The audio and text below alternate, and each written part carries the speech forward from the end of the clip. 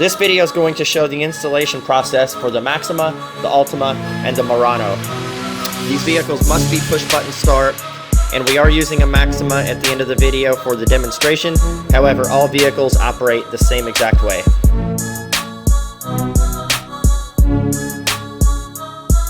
Tilt the steering wheel all the way down and all the way out. This is going to give you adequate room to remove this bezel right here around the instrument cluster.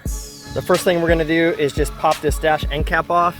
So take a panel popper and you can just remove it like so. There's two screws that we need to remove in order to get that bezel off. They are below this bottom dash panel. We don't have to remove this.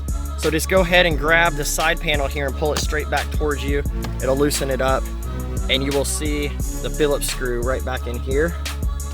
Come over to the center side, pop this loose, and you'll see the Phillips screw here. So go ahead and remove those two screws right now.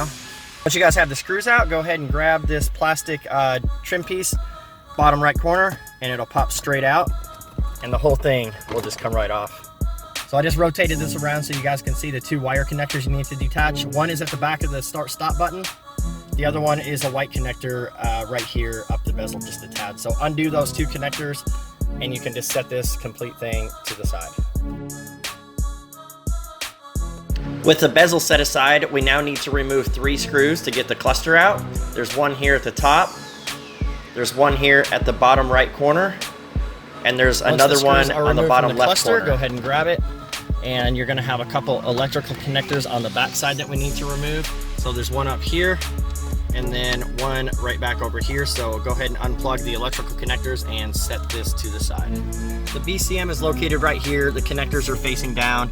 As you can see, the gray one, the black one, the green one's way back in here. We ran into a snag on this car, which is super, super rare, but it is a possibility, so I'm glad it happened while I'm filming the video. These are security screws. You cannot remove these with a normal flathead screwdriver. There's one on the left and one on the right.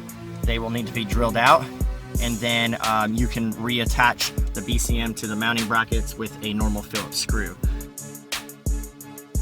I went ahead and pulled the cluster out of another vehicle so you can see how it's attached. These are just normal Phillips screws that you can use a screwdriver to remove, nothing special.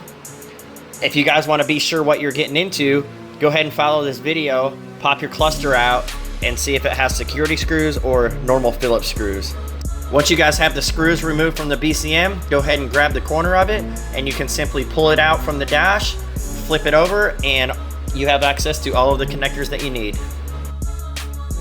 One of our new 3HT plug-and-play kits. There are no wires to cut or splice in the vehicle whatsoever. And this is not a 2-stage programming kit, which means you install this in the car, program the module to the vehicle, which takes about 15 seconds, and your remote start will work immediately. These are the BCM connectors. There's a green one, a black one. There's a gray connector here. This right here will go into this connector on the harness if required. Not all applications and vehicles require this connector. You'll have a ground pigtail here, which connects to a factory 10mm bolt, so you don't have to screw into your car. There's going to be a couple 2-pin jumpers here. Refer to the installation guide for proper connection there. We have a relay chip with a fuse in it, and this will plug right into there. All of this is in the installation guide. I'm just going over some quick details for it. So how this works is I unplug the factory connectors out of the BCM, and then you take the other end of ours and you plug it right back in to the BCM. Make sure you push it firmly so you hear the audible click and it is secure in there. Once the BCM harness is all intact, go ahead and rotate the BCM back, reinstall it. Before you put this screw in, this is where you're going to ground our ground input. So put the screw through here, secure it back, and this is what it's going to look like. Just simply put right there on the ground bolt, and then go ahead and grab the module, and we are ready to program.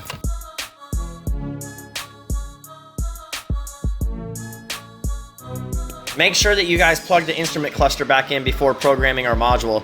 If you turn ignition on with the cluster unplugged, there may be a chance that the check engine light will pop on.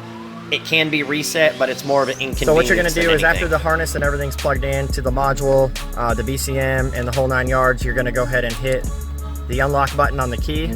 The orange light's going to start blinking on the remote start unit. And then from that point, what you're going to do is put the key in the key port all the way just like this. And you're going to press the brake pedal for about 15 seconds or until the green light turns solid on the remote start unit and then goes off. So once you get the green light and it goes away, remove your foot from the brake, pull the key out, and now I'll show you guys how to use the remote start. All right guys, so we're gonna give you a quick demo on the remote start off of the factory key. This is compatible with our add-on smartphone module, which will allow you to use the app to lock, unlock, remote start, remote stop, and GPS locate in real time the vehicle. So unfortunately, we did not add it to this vehicle, so we're gonna go ahead and just give you a quick demo on the key fob here. So you hit lock 3 times, so you're gonna tap it 1, 2, 3. Parking lights will turn on, give it a second for the ignition to turn on, and then she'll crank. So the car stays locked, it'll run for 15 minutes, and when you guys are ready to leave, simply hit the unlock button on the key.